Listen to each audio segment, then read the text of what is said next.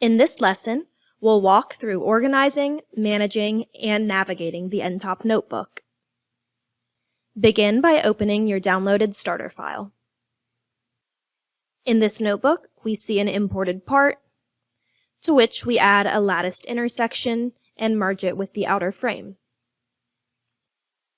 If we view our notebook, we see that it doesn't have a title or description, and it has vague variable names and a lot of nested blocks. Let's break down this workflow and add descriptions to make it easier for you and others to follow. We'll begin by giving our notebook a name. We'll double-click and call this bracket latticing. Next, we'll add a description. We'll double-click in the description input and give a description of what this workflow does. This workflow adds a lattice to the inner body of a bracket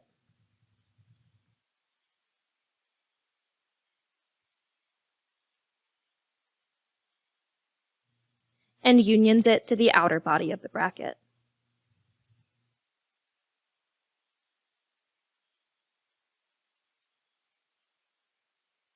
Next, we'll move along to our work. We see that all of our work is in one single section, labeled Section 1. It's best practice to break your notebook up into sections to easily follow your process and to collapse anything you don't want to see. I'll double-click and call this Section 1 bracket geometry. This is where I'll store my imported part and any initial bodies that I want to keep visible. Our first yellow variable is this CAD body 0. If I isolate using the hotkey I see that this is the inner portion of our imported part. I'll double-click to rename, and I'll call this CAD inner. Next, I'll isolate our second CAD body using the hotkey I, and I see that this is the outer frame of our imported bracket. I'll double-click, and I'll call this CAD outer. Notice that when we rename these variables, their variable names update wherever they're used throughout our workflow. Our next step is converting the CAD inner to an implicit body. I'll double-click and rename this body inner body. Note that we could have given either of these variables the same name, and they would just be denoted with different symbols. However, it's good practice to keep descriptive variable names to make navigation easier down the road. If we move to our next block and isolate using the hotkey I, we see that this is our final part with our lattice intersection and our solid outer section. I'll right-click and I'll make this a variable called final body. We don't want our final body in this same bracket geometry section, so I can drop my white line here, right-click, and add a section. Now, if I want to collapse any previous work, I can just use this arrow to close out of our bracket geometry. In this final body block, we see a lot of nested blocks.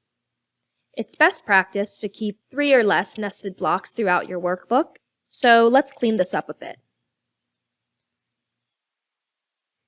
I'll start by isolating this trim lattice block using I, and I see that this is a lattice inside our inner body. For more information on how these lattice blocks work, you can view our Intro to Latticing course. In this trim lattice block, I'll right-click and make this a variable called lattice. Note that when I made this a variable, it moved it all the way to the left in our notebook, and we only have this variable chip remaining in our Boolean union. If we scroll down in that Boolean union, we see that we also have an implicit body from CAD body, where we convert our outer CAD to an implicit. I'll right-click and make this a variable as well. And I'll call it outer body. I can move this back up into our bracket geometry section and collapse both our inner body and outer body variables. If I scroll back down to our other sections, I can make any of our other inputs variables as well. I might do this to promote visibility, or if I know that I'll use this workflow multiple times and come back to change any of these inputs, this can help to make them more accessible. I'll start with our unit cell size, where I can right-click and make a variable. Maybe I also want to do this with our thickness,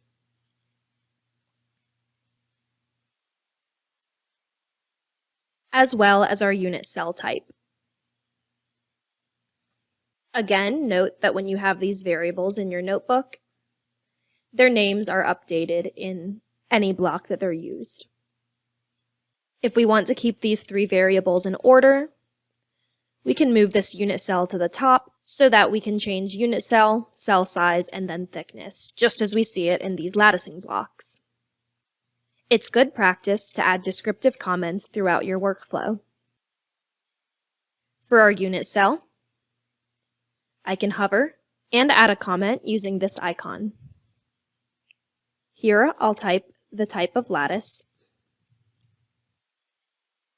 so that future users can understand what they're changing in this variable input.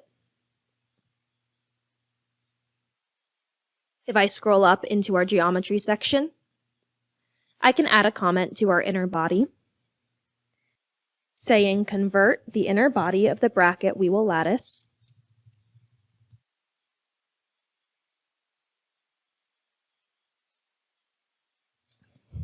to an implicit body.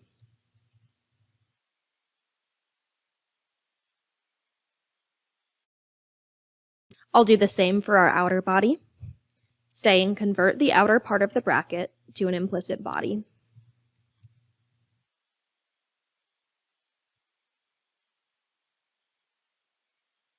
As you make your way through the Learning Center, you'll notice that a lot of our files have similar descriptions. If we scroll down to our final body, we can instruct users that this Boolean union block merges the outer bracket body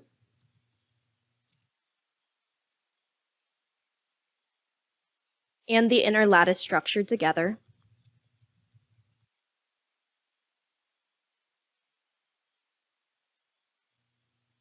to form the final part.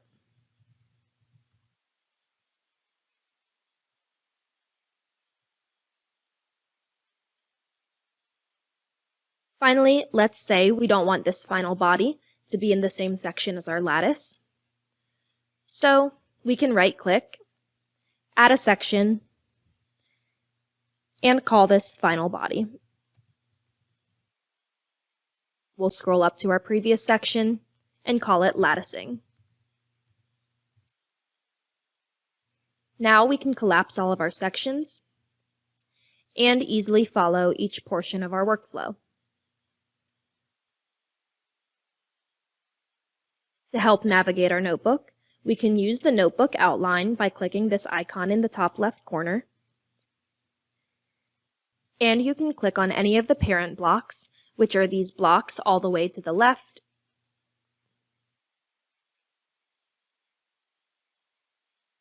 and any dependent blocks containing those variables will become highlighted in this shaded blue color. If I click on our part 0, I see that both our CAD inner and CAD outer blocks depend on properties from this part.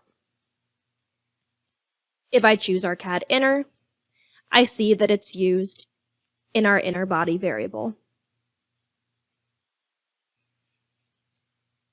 Also note that if you choose any of the blocks within the notebook itself, you'll see a solid blue line around those blocks and a dotted blue line around any of its dependents.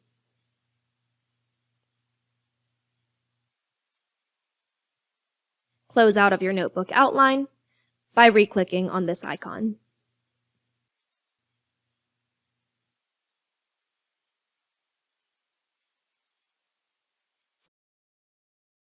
At this point, you can save your file, and now you have a nice clean notebook that's easy for both you and others to understand and navigate.